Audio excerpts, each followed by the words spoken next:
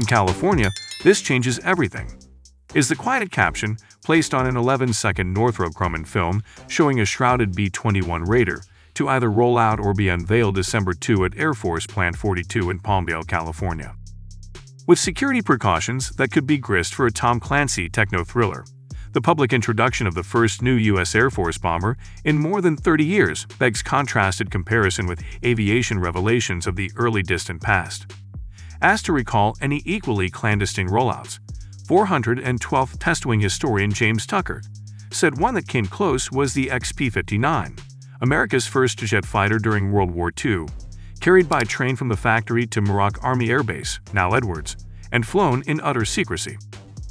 Although the B-21's predecessor, Northrop Grumman's B-2 Spirit stealth bomber, emerged before a big and enthusiastic audience in the sunlight outside the doors of the same assembly hangar 3 decades before, that's where the similarity stops, changing everything. This Friday, December 2, an as yet unannounced number of nameless visitors are anticipated by invitation only to view the event from a similar secret place inside or outside. Because Congress is set to continue in session on Friday, both Aerospace Valley congressional members have committed to remain in the Capitol to vote. However, House Republican leader Kevin McCarthy and Republican Congressman Mike Garcia are anticipated to make official statements criticizing the B-21 Raider defense program.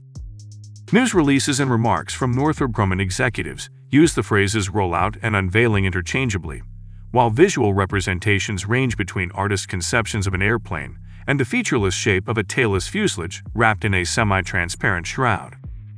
The American people will be able to see on their smartphones live streaming footage of Friday's sessions, and based on uneasy and contemptuous tweets from the people's republics of wherever, the rest of the world will be taking an interest as well in what NGC Aeronautics Systems President Tom Jones dubbed a 6th-generation aircraft. The public may view the livestream reveal of the B-21 Raider on Friday, December 2. The event is presently slated for 5 p.m. PST.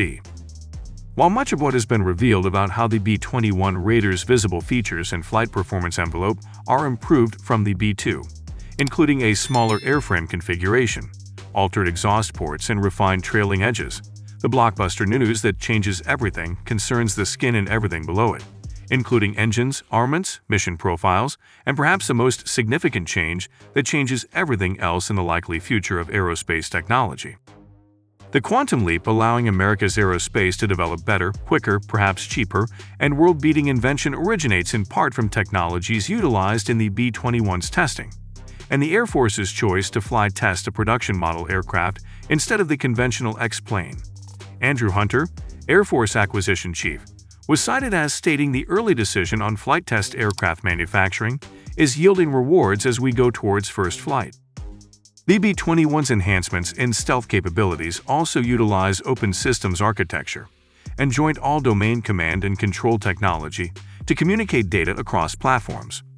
Northrop's approach for digital testing is marketed as a technique to decrease risk by discovering and addressing faults before they reach the manufacturing line. So far, there are still 6 B-21s in various phases of construction, including the first flying test aircraft. The second complete B-21 is named G-1, a ground test aircraft. One of the mysteries yet to unravel is whether any of the B-21 Raider bombers, so named in honor of the Jimmy Doolittle Raiders who first struck Tokyo in World War II, would be designed to operate without a crew on board. The September 18, 2021 edition of Aerotech News and Review featured Northrop Grumman's demonstration of technology, allowing uncrewed aircraft to follow hostile aircraft and securely relay mission-critical data to commanders for a strategic benefit. All of it would depend on airplanes capable of safely traversing the whole spectrum of environments. The obvious and now technologically viable and economical solution, NG executives pointed out, is developing aircraft with the flexibility to be easily modified to fulfill mission parameters, and the possibility to be optionally piloted vehicles. And indeed, they exhibited an existing aircraft that can be changed from crewed to remotely piloted or autonomously controlled and back again in hours and minutes, or little more than a day or two, and by a couple of specialists using simple hand tools. Such planes already exist at Northrop Grumman. That is no mystery.